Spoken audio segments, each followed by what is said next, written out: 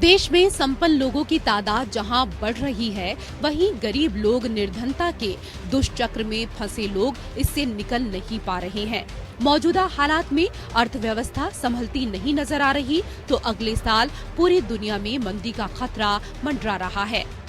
People's research on India's economy नामक एक संस्था अपने देशव्यापी सर्वेक्षण के आधार पर इस नतीजे पर पहुंची है। सर्वे के आधार पर मध्य भारत आबादी के मामले में सबसे आगे है। मध्य भारत में देश की 25% आबादी है, तो पूर्वी भारत में 23% आबादी रहती है। हालांकि दक्षिणी राज्यों में भी कुल आबादी के 20% लोग रहते हैं, लेकिन राष्ट्रीय आय में इनकी हिस्सेदारी सबसे ज्यादा है। वहीं अगर अमीर और गरीब राज्यों में तुलना करें तो पहले 4 राज्यों में बिहार, उत्तर प्रदेश, पश्चिमी बंगाल और मध्य प्रदेश शुमार हैं। वहीं अगर राष्ट्रीय आय में योगदान के नजरिए से देखा जाए तो दक्षिणी राज्य सबसे आगे हैं। दक्षिणी राज्य 30% और पश्चिमी राज्यों की 23% की हिस्सेदारी है। वहीं उत्तर भारत 16, मध्य भारत 15% और पूर्वी भारत की 14% आय है। वहीं पूर्वोत्तर भारत की सिर्फ 3% की हिस्सेदारी है। ये सर्वेक्षण ये भी बताता है कि अधिक आय वाले राज्यों में गरीबी घट रही है। सर्वे रिपोर्ट कहती है उच्च आय वाले राज्यों में 8.8% अमीर बढ़े हैं, वहाँ गरीबों की संख्या में मात्र 1.1% की कमी आई है। इस तरह अमीरी और गरीबी के बीच खाई गहरी होती जा रही है।